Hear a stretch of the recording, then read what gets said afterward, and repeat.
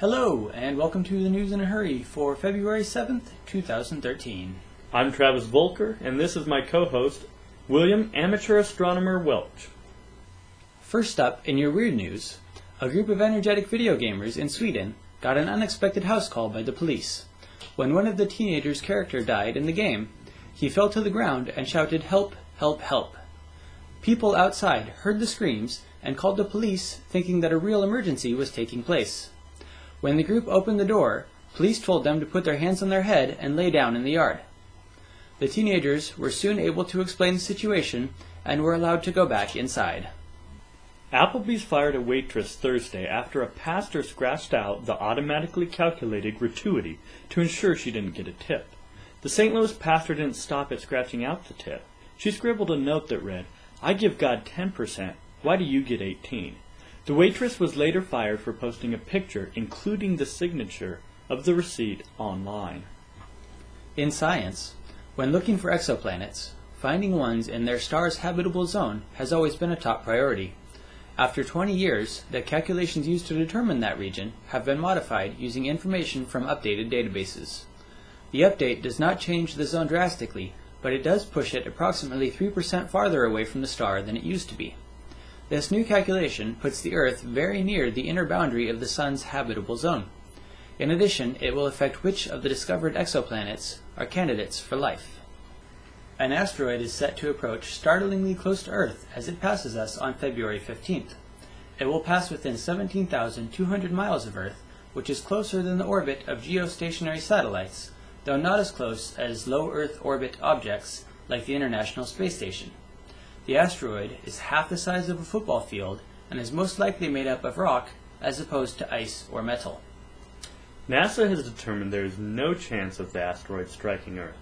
However, it will be close enough for viewers in Eastern Europe and Asia to see with high-powered binoculars or small telescopes. The asteroid will be moving quite fast, covering a distance twice the width of a full moon every minute, so amateur astronomers will have only a short amount of time in which to see it. Moving on to sports, the Ravens hold on to win the Super Bowl, 34-31, even after the 49ers gained a huge momentum swing as a result of the power going out at the Superdome near the start of the third quarter. Next up in the economy, Dell is set to go private in a $24.4 billion deal.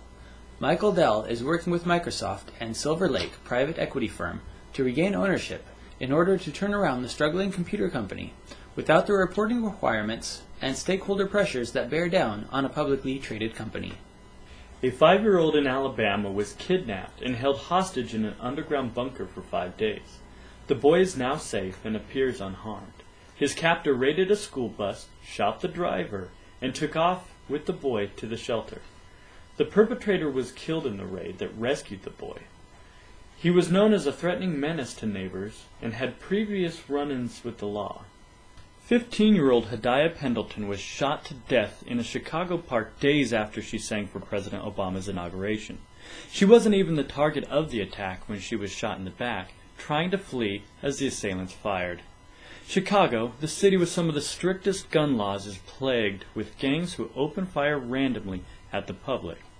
Police are still seeking information and are offering a reward of $40,000 for information leading to an arrest. Police are offering a $70,000 reward for information leading to the arrest of the 2 masked men who gunned down Texas prosecutor Mark Haas. Mark was walking from his car into work when he was shot to death. The manhunt is proceeding around the clock. An Alaska Airlines pilot passed out after taking off from LAX.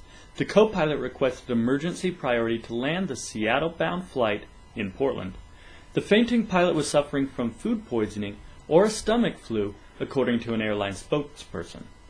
Almost exactly a week prior, an Alaska airline pilot fainted after taking off from SeaTac bound for Las Vegas. Best-selling author and America's Deadliest Sniper, Chris Kyle, was shot to death at a shooting range in Texas. His murderer was a fellow Iraq war vet who had been released from a psychiatric hospital just a week prior, where he was being treated for post-traumatic stress disorder. Hillary Clinton is expected to make a full recovery from a blood clot and concussion. Doctors have instructed her to rest and take it easy for the next month. She plans to return to office next week. 7 people died and numerous others were injured in a bus crash in California. Investigators are still searching for clues as to why the bus went out of control on a 2-lane mountain highway. Currently, the brakes are the prime suspect, as just before the crash the driver shouted to the passengers that they had failed and asked the passengers to call emergency services. In an ad that ran before the Super Bowl, President Obama urged the leaders of the Boy Scouts of America to open their membership to gay individuals. Since then, over 40 conservative organizations have opposed the president. They ran an ad in the USA Today newspaper urging the Boy Scouts to keep their current policy. The conservative groups argued that the Boy Scouts take an oath to keep themselves morally straight, and that they should have the right to determine what that means exactly. A 51-year-old man who died while on a hike in the woods was found when searchers saw the reflection of their lights in his dog's eyes. The man and his dog set out on the hike in the early afternoon, and when he did not return by 7 p.m., his wife called the authorities. Searchers found the man with his dog close by at 10 p.m. Authorities say that the man's death does not appear to be suspicious. You haven't got mail if it's Saturday. The United States Postal Service will stop delivering mail on Saturdays beginning in August. The reduced service is a cost-saving attempt by the struggling agency. Packages will continue to be delivered 6 days a week. The French government, which is having some financial troubles of late, has instated a new law to help with the circumstances. The new law, which goes into effect on July 1st, requires all non-residential buildings to turn off their interior lights within an hour of the last person leaving, and to turn off their external lights by 1 a.m. This new law is expected to save enough energy to power 750,000 homes for a year, and save nearly 700 million euros, in addition to reducing CO2 emissions and cutting back on light pollution. A terrorist attack killed 2 at a U.S. embassy in Turkey. A person wearing a suicide bomb vest killed himself and a Turkish guard in a screening area at the embassy. According to scientists, the remains have been found of Richard III, England's last Plantagenet king. The remains were found under a parking lot in the city of Leicester, where King Richard III has laid since he fought at the Battle of Bosworth Field in 1485. Finishing off with your feel-good news, 3 brothers who were canoeing Salmon Creek in Washington got into a sticky spot as their canoe capsized. The boys lost control of the canoe in the fast-moving, very cold water. A prison work crew that was nearby heard the boys' screams and saw the canoe. 2 of the inmates jumped in the river to help pull the boys to shore.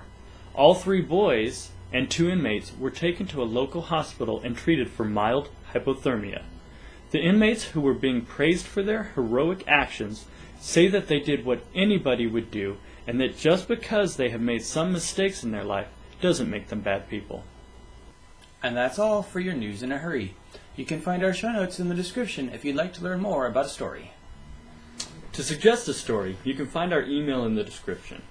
And don't forget to subscribe so you don't miss the news in a hurry.